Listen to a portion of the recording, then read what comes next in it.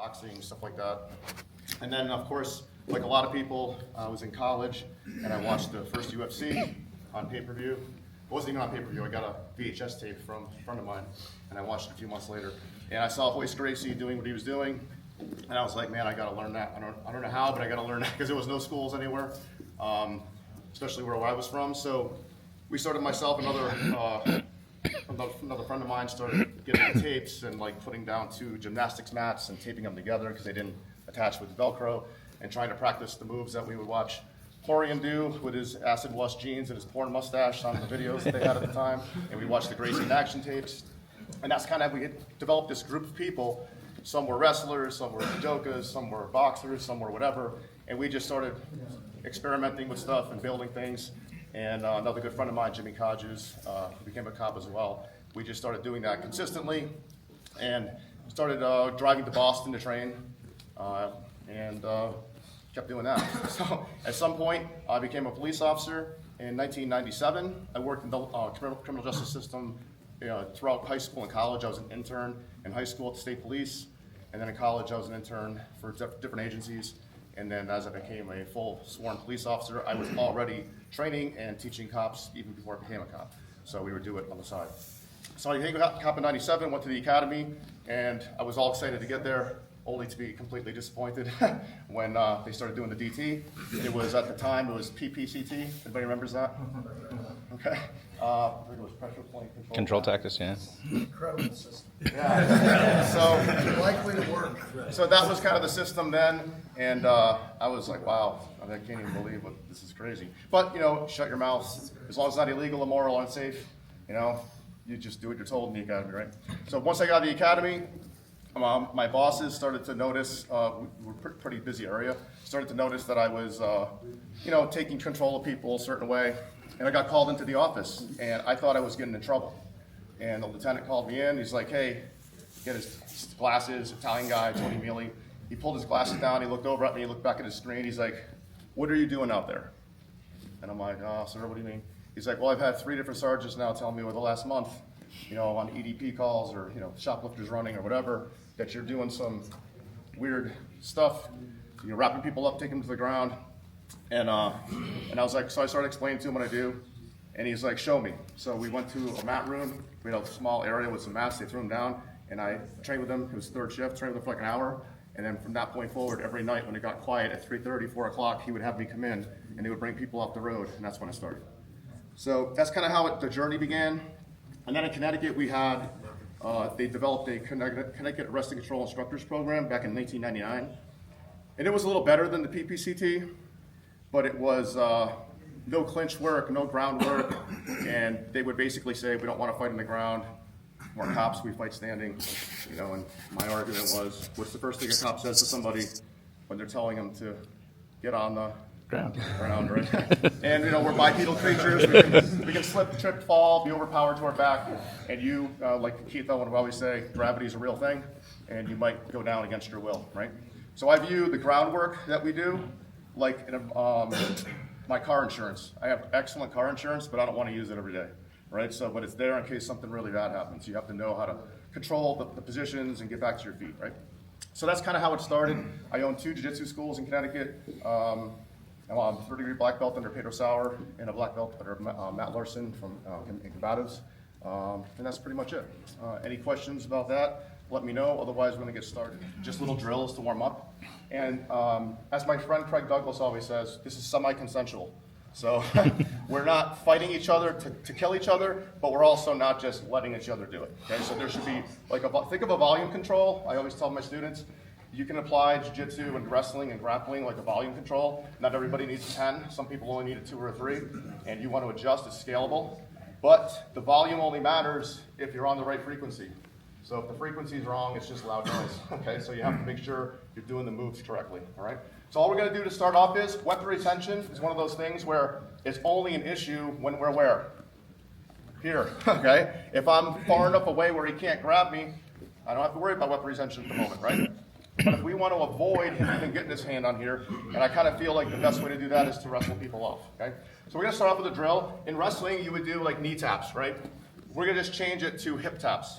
All right, so you're gonna get a partner, you're gonna move around the mat, you change your feet back and forth, and we're just trying to reach in and tag the hip. That's it. You're not grabbing onto the gun, you're not grabbing onto them. It's just literally tagging the hip with your hands, and that's it. Back and forth. It'll be about 90 seconds. I'll time you, and then we'll start again. You want to demo it real quick? Yep, ready?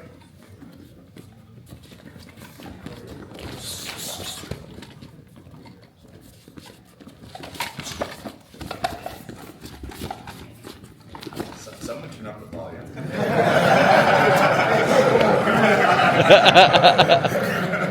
Everybody got it? All right, so one of the biggest things I think transitions across all of fighting is head position. If you look at, I was talking to Ari earlier, if you look at jiu-jitsu as a whole, or even just martial arts, like martial arts, all of the things, whether it's boxing, Muay Thai, wrestling, judo, jiu-jitsu, all of those arts is this massive amount of information, right? And now I'll use jiu-jitsu as an example. All the stuff you learn in jiu-jitsu, and now you're going to train an MMA fighter. Shrinks, massively shrinks. Because there's a whole bunch of stuff that really isn't going to come into play inside the cage. You know, you're not doing lapel grabs and stuff like that. There's certain things that just aren't going to be needed. Okay. Same thing is if you're teaching an MMA fighter, do you need to teach them handcuffing, team tactics? Do you need to teach them weapon retention, edge weapon response? Do you need to teach them any of those things, right? They don't really need that, right? It's not in their rules of engagement, okay? So the rules of engagement dictate what we are going to use to help solve whatever problem we're facing. But one thing I think that transcends all of that is head position, okay? So again, we're going to start off with our head right in the corner here. And again, I trained a lot with Craig Douglas, so you'll hear me mention his name. Ever trained with Craig? Yeah. So he does this drill where it's just a head position drill. So my head's right here in the pocket, and I want to look down, and I want to look up. If I look up, he's going to win. And if I look down, he's going to stuff my head. Okay? So my head's right here, and I'm going to use my hands. And all I'm going to do is steer Chad. I'm going to steer him with my head. No, not yet. I'm going to steer Chad with my head for 2-3 seconds, and then I'm going to tap him. And then he's going to turn the corner and win the head position. And he's going to steer me around. And then he's going to tap me at 2-3 seconds. I'm going to take my head, win the position. Then I'm going to tap him. He's going to win the position. Yep, you can go that side too. Whatever side you go, he taps me, I can move to this side. Yep, tap him. What you don't want to do is disconnect and come back in. Like Graham. You'll do it once. All right, so we're staying head position. And as soon as I'm ready, I'm going to tap him, give him the opportunity to win the head position. That head position could be here. That head position could be on the ground, passing the guard, could be up against the fence or the wall. If you watched the matches yesterday, several times where people were using their head to control the person, right? Imagine you're rolling and just take a big bowling ball and stick it right there. Like that would suck. All right, so I'll do it again, nice and slow. Head position, I'm steering him around. 2 or 3 seconds, tap, he turns the corner. Steers me, tap. Tap. Everybody got it? Again with this covering crab, right? From here now, I want to get an underhook, and you'll see people go to the hip. I'm not totally against the hip in certain situations, but I don't like the hip as much as I like the shoulder, okay?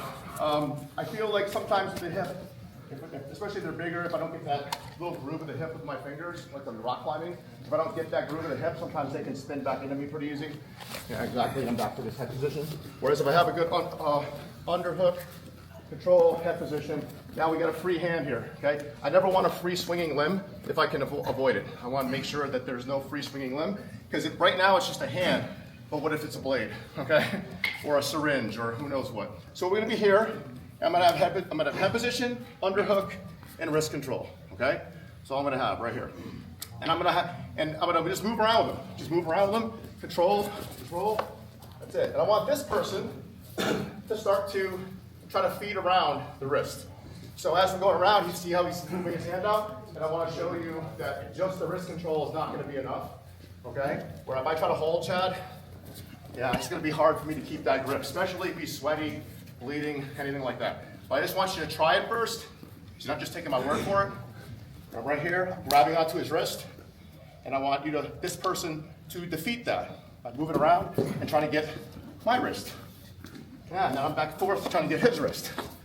We're just back and forth trying to get each other's wrist. Everybody got it? Back then, it wasn't the social media there is now. So I started to concentrate solely on my home state of Connecticut. And the program that we do there, it's kind of hard to take on the road because it's a total of 16 days, broken into 2 tiers of 8 days each, with a 6-month break between the first and second tier. And in those tiers, they learn, the first one, they learn all the different ranges of fighting, so striking, clinching, takedowns, groundwork, and weapons-based environment.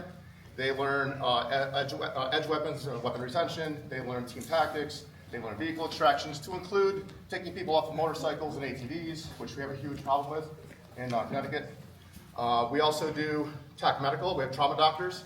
We have one from Harvard, Yale, and UConn Health Center. They're all part of the course, and they medically clear all the stuff that we're teaching as well, and they'll testify for us. And then we have a team of police litigation attorneys that we do pretty large scenarios during the classes where you can learn the stuff on a mat where it's like in jiu-jitsu, already gonna roll, we slap bump, we know it's starting. In a real world altercation, there's no slap bump. Like, it starts in weird moments. It starts in just weird, like you're not even sure, is this starting, is this not starting? So I have found, and I worked IA for a little while, that cops don't get in trouble for what they do, they get in trouble for doing it at the wrong time. Would you agree with that? Okay? There's not a lot we can't do, okay? As long as you can reasonably articulate that under the facts and circumstances that you face in that moment, okay? It's when we don't do that that problems happen, okay? So when we do the scenarios, we're not just talking about, hey, go into this room, there's some guy in a t-shirt. We have city buses, school buses, villages with houses. We have role players that are really good actors, and they've been policing for a long time as well. And we record all of these, and they have simunitions, they have everything on them. And when we do marking cartridges, I have all the different colors, so I take the cartridge and I load the cartridge in a specific order, so I can tell you what your first shot was, your second shot, your third shot, based on the color that's loaded into the gun. So that's pretty good information for the class as well. And then these get recorded, and the police litigation attorneys sit down and watch the videos, and then everyone has to write a report about their video and hand it in. And then we pick about 6 or 8 of these people, and on the last day of the class, we have a huge auditorium. Chiefs of police will come, everything, and they have to take the stand and testify with their video shown to the whole class, okay? And then the attorneys not only direct examine, but they cross-examine them under pressure. So just like you need to know the pressure of clinching off a punch, or getting some off your gun, or putting a tourniquet under pressure, right? You need to know, or escaping a mount with a black belt. You need to know what the pressure is of a trained attorney that tries use of force cases coming at you with all the questions that they already know the answers to. Who's testified in federal court? Use of force. Miserable, right? Yeah. Miserable. Miserable feeling. Think of the worst role you ever had with a black belt. Multiply it by 3 or 4. Like, it's horrible, okay? So that's what prompted us to kind of add that in, all right? All right, where's Mike? And who had success just holding this? Anybody? If you have really big hands and you're fighting a, I don't know, very small person, maybe, okay? But otherwise, this is pretty easy for him to change, right? So what we're going to do now is instead of, and the other thing too is imagine this arm is swinging, and I try to grab the end of the fire hose that's flying all over the place. Am I going to be able to get that? It may be lucky if I like win the lottery, okay? So instead, I'm going to look for I'm going to follow his chest to his shoulder and trace with a Lego man grip right to his elbow, okay? And I'm going to find that elbow crease right here. And now I want Mike to try to get around my hand. Go.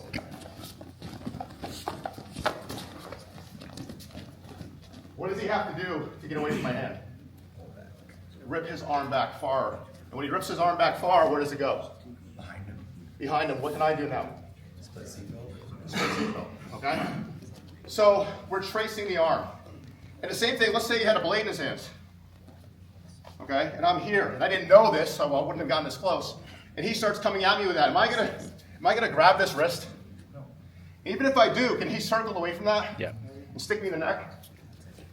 Absolutely. Okay? So if I'm here, go ahead and stab. Let's try.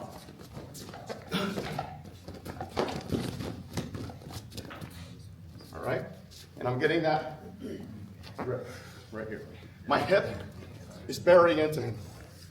He shoots his arm over, I'm right to the back. Where I can draw fire if I need to. So we're going to start right here. Put it back in your pocket. We covered and crashed. We ended up here. This time I want you to find the elbow crease. Same thing, I want them to try to get around. And I want you to feed it. Everybody got it? All right, let's go. 1, 2. Yes? Anybody worse? No?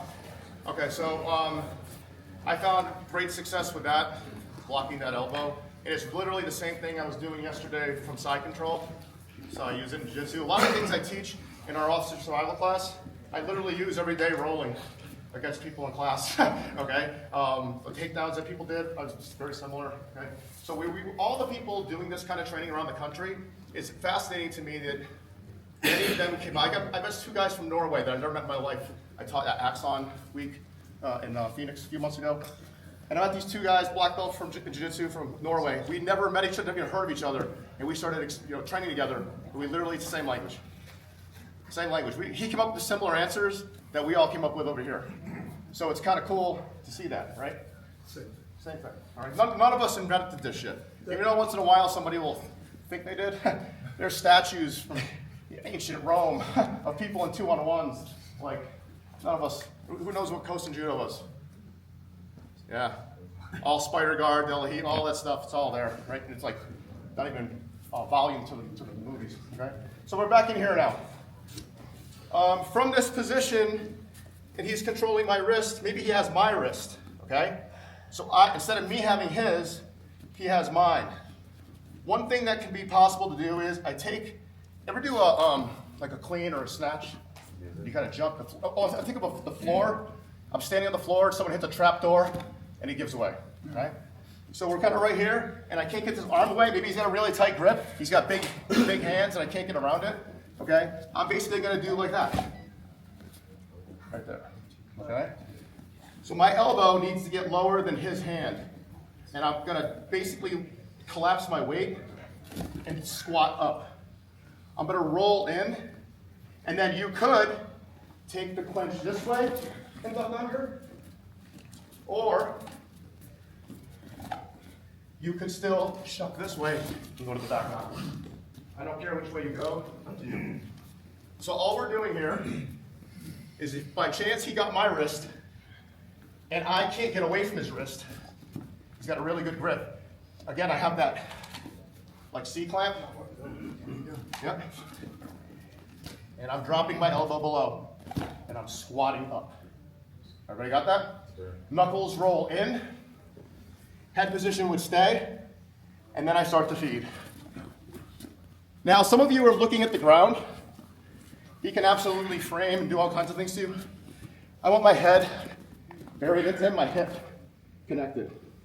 Can you headlock me down to the floor? No, there's no way. What if I do this? Yep, absolutely.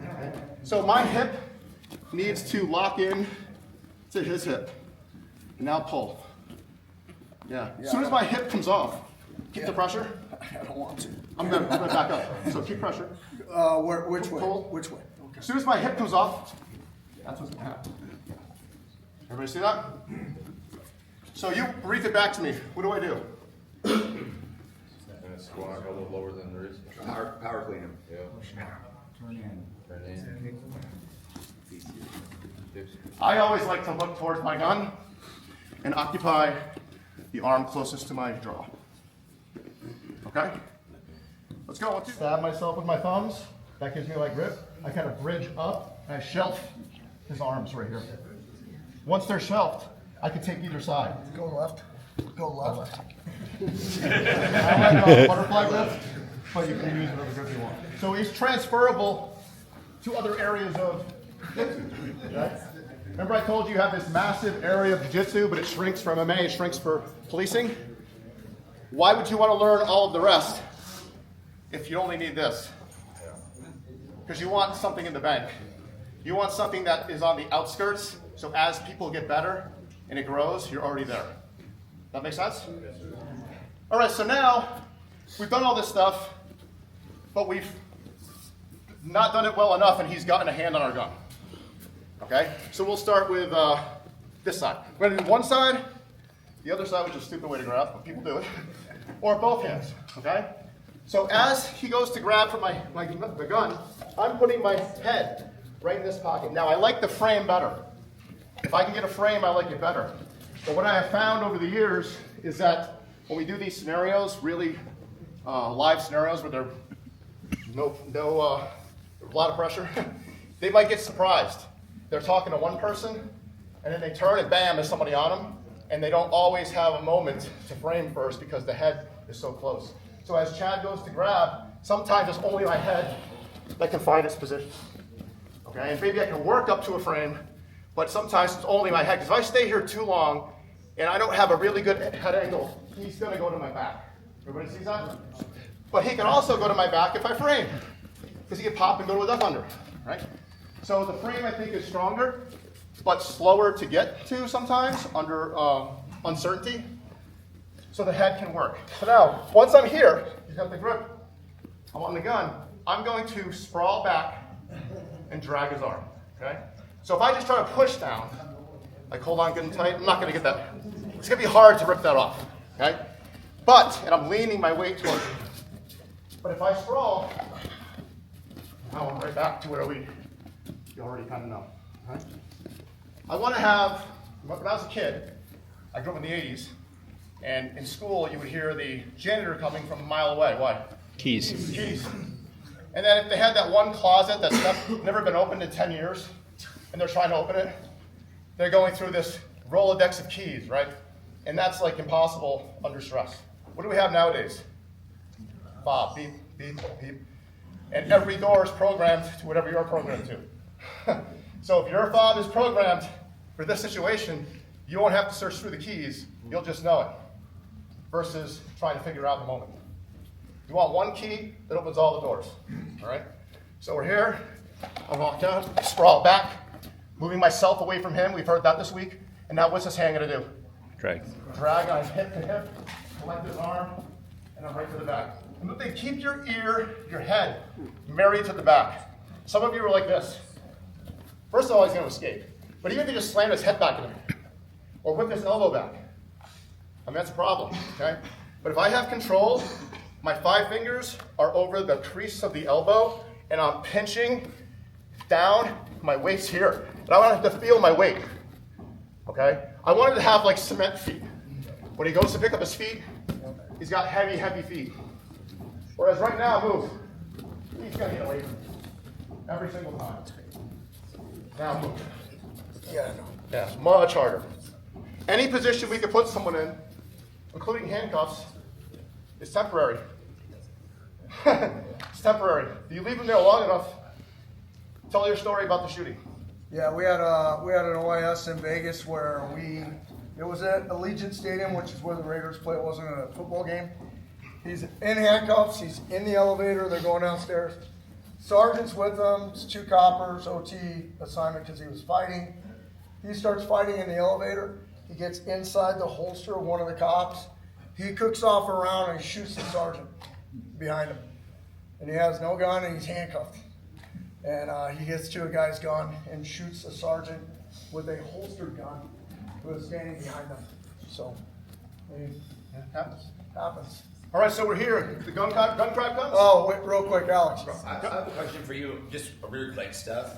Is there like pros and cons? Because I kind of see a lot of things talk both ways. From you were heavy with your hips back versus like driving my hip in. Do you have I'll a do personal both preference? at certain times. The only Okay. time I don't drive in deep is if I'm worried about a blade. Okay. And I'm sticking through the leg and hitting me. Okay. Other than that, I'll use both depending on what I feel from the person. Okay. So think of it this way: when you roll with people all the time, you start to download information from all the people that you've rolled with, and you realize after a while you put people into categories.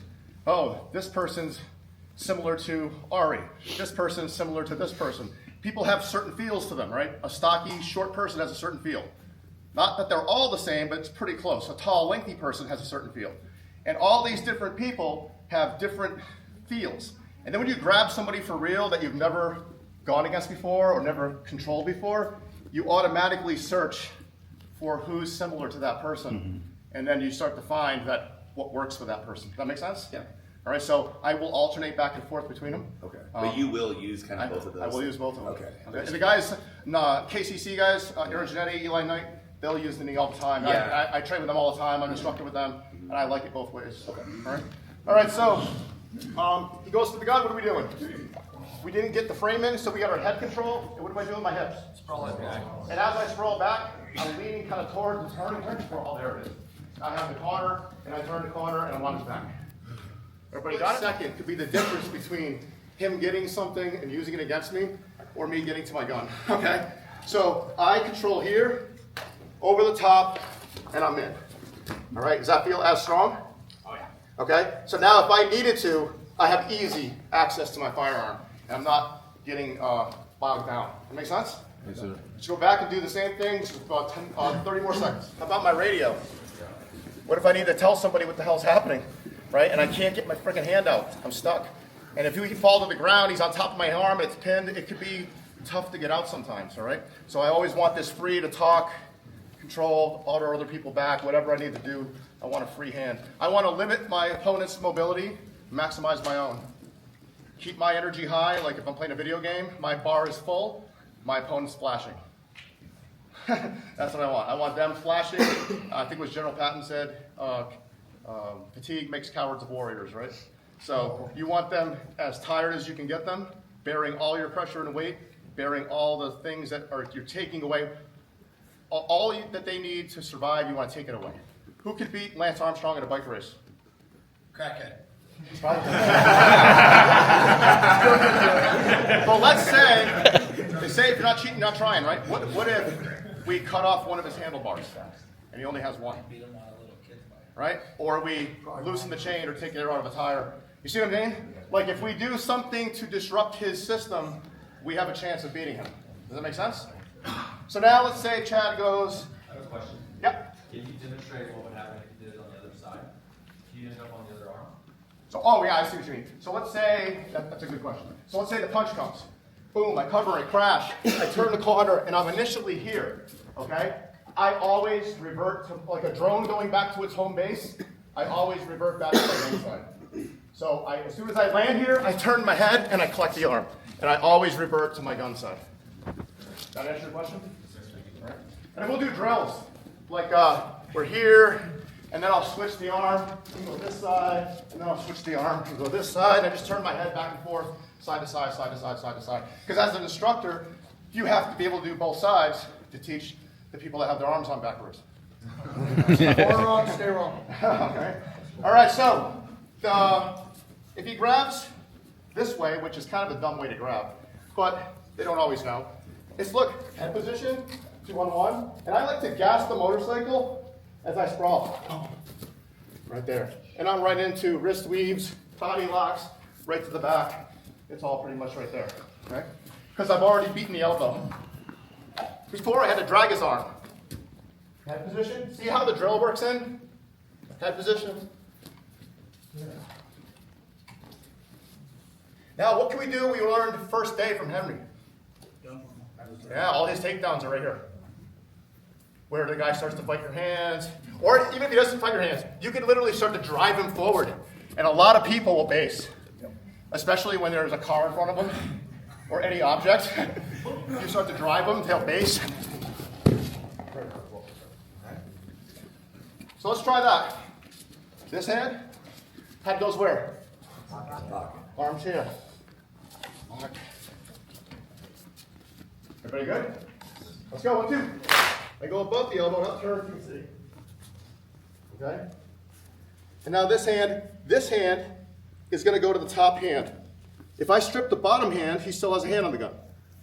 If I get my thumb in here and I start to sprawl back, the top hand clears the bottom hand. You follow what I'm saying? Okay, so if I go bottom hand, he still has a hand. If I go top hand, I break them both off. Okay, and then I'm right back to the back again. All right, so then it shouldn't matter. I close my eyes, he can grab 1, 2, whatever. Boom. Right there. Okay, so 2 hands, head position. I might use this hand to collapse this one and get a grip, and I'm pulling my elbow to my own hip as I drive my shoulder and head into him. See? Yeah, he wants to let go. Everybody see that? Questions? I always had 2 sets of gear. One for training, one for the road. Exact same. Nothing different. Because I don't want to take the gear that I'm going to trust my life to and put it through hell every day. People ripping and tugging at it. And then the one moment I need it to work, it has deteriorated and it snaps. Okay? So I had 2 gear, exactly set the same. One is for testing purposes and training. The other one's to wear on the street. Just my 2 cents. All right. Any questions about what we did? All right. Real quick, if you come in a little closer, Henry, can you pick? Who has that little knife? Somebody had mine. Mike, you still have it? Yeah. All right. So just let it be fast. Just get people down into the position. Okay. My bad guy. Do you need a bad guy? Yeah, bad guy. Somebody jump in. All right, so I want you to get him down on the ground, and let's say you're in a prison setting, or you're in booking. Do you carry your gun in booking? Are you going to be able to shoot this person? Okay? We had a rule in our booking that, yes, there's a sign, but if someone's watching the cameras and someone's getting stabbed, we're fucking ignoring the sign and going back there with a gun and shooting this guy. You see what I'm saying? Not everybody does that, but that's how we did it, okay? So now, he's going to be on the ground. I want you to have this in your hand, okay? Okay, so you're going to get his arm out and stapled. So you're to the point where the legs are wrapped. So somebody wrap their legs. You direct them where you want them. If you need another person, call for another person. Give me one more. All right, so now, everybody come on this side, where the knife is. All right, so. Get him, Henry. You don't have to fight hard right now. Okay, so relax for a second. So if I want to get his arm out, I'm going to start to bring my hand through here. So I'm going to take my hand. We normally go this way, right? Yeah. I'm going to take my hand and come through here. And I'm going to gable grip my hands. And now I'm going to trust Henry, because I'm not going to be able to monitor his wrist as it comes out. So I'm trusting him to be ready to catch this thing when it comes out. We know there's a blade. We've already been here for a while. We're trying to get it out. So I'm here. Right here. I'm here. I'm going to turn. Okay, ready? Good. Now, Is there a knife? Yep. Yeah, there's a knife. There's a knife. All right. Pull it out and extend it away from him and staple it to the floor. Pull it out, extend, staple, over the floor. Now, when you staple, shoelaces down. All right? And knee on the one side, shin on the other, shoelaces down. Now, good. You can get off of them now so everybody can see this. So now imagine they're all still there. Put the knife back in your hands. And he's all stapled, everything's held down. And I'm not going to grab, I'm going to post. There's a big difference between grabbing. I can squeeze hard as I want. Move your hand around. Yeah. Now move your hand. Okay, so the post is huge. Now this part of my palm, I would do this with drug work all the time, and I've done it with knives, okay? My palm goes where his fingernails are. Right here. And I'm going to roll, till the knife is out. Nice. Okay? So, right here, my palm fits right here. And I roll, till the knife comes out. Let's say he was the other way. Hook, fingers, under. As I roll, I climb the hand. So he can't re-grab the knife. See how that works? Yes. So we got the knife in there. First one, he's this way. What do? Palm. Nails. Next one, he's here. Like I'm climbing a rock wall, I find that crevice. And as I start to pull his fingers, he's going to re-grip. So I climb his hand. Re-pull, climb his hand, get his fingers. Now I got the knife. Good. Like we just demonstrated, our Inspector General's office, who investigates deadly force stuff in Connecticut, they're part of our course, right? But people will often say, oh, they were facing you and then you shot them and you shot them in the back. They'll question that right before body cams especially. But can someone turn, if Chad points his gun at me and he's ready to shoot me and I got a knife and he goes to pull the trigger and I do this at the same time? I mean, force science proved that many times, right? So now there's the question is, oh, you shot in the back. Because you aim at the present, you hit the future.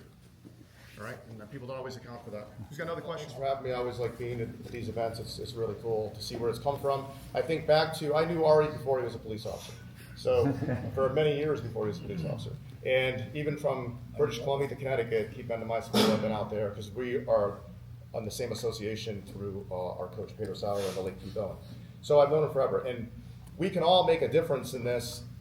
He was contacting me before he became a cop, knowing he was in the process to become a cop, and asking me, hey, how do we get the training better? What can we improve? How can we get people to do grappling? How can we get people to do jiu-jitsu?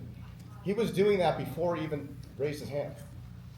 But yet we have this epidemic of cops in the country that all they want to do is point fingers at each other. I see it all the time on social media. I'm part of all these groups that are supposed to be like the cream of the crop, that are teaching. And I don't see it on Invictus so much, but I see it on a lot of groups.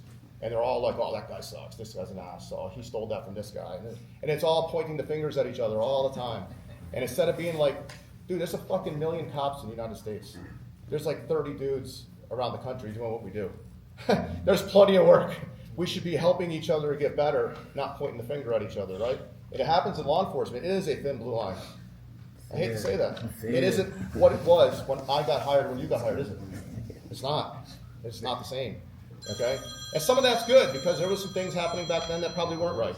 But it has gotten tough. I went to teach at a police department after I retired, and I worked at this police department for 20 years. And as I showed up at the police department, because they take all their people, as soon as they got to the academy, they have to do 30 hours of this, in addition to what they did at the academy before they go on the road. So I show up, and they don't know who I am. So there's like 8 of them, and they're all fresh out of the academy, and they're all sitting there. And a seasoned veteran officer that I've known for a long, long, long time was in the break room getting a coffee and walking back out. When he walked out of the room, one of them said to the other 6, if I get like that, shoot me. Because he was overweight. New recruit. They don't know who I am. Class starts in 10 minutes now. I walk in. They know I heard it. I'm like, do you have any idea what that guy's been through? He got hit by a drunk driver. Broke his back in 3 places. He was in traction. He was almost dead. They revived him. He flew by Lifestar to get there. He's a good friend of mine. He's a fucking awesome cop. His body is broken. He can't go on the road anymore. They're letting him finish his career. He's on medication that messes with his hormones. He was a stud, and they just throw him to the trash. It's fucking nonsense. But we have to make sure these younger people coming up are put in check, and our older ones too. You can't let people talk about each other like that. It's crazy. It's bad enough you get it from the public. To the average public that is not law enforcement supportive, they're the ones that call you the most. And to you, to them, you know what you are? You're a toilet plunger. That's it. You're a toilet plunger. When they flush the toilet and their world of problems start to rise and they're fucking panicking, they call 911 and you show up and you're the plunger that gets thrust into their lifelong problems of shit, okay? And try to unclog it temporarily so that you can at least make some sense of what's going on there. And then you leave and go unclog someone else's life of shit. And you do that all day long, every day. And the entire time you're doing that, your plunger is just getting full of everyone's shit. Right? And after 20 years, you're done. Right? So it's bad enough we get it out there. We should be supporting each other. All right? Thank you for having me. It was a pleasure as always. Thank you.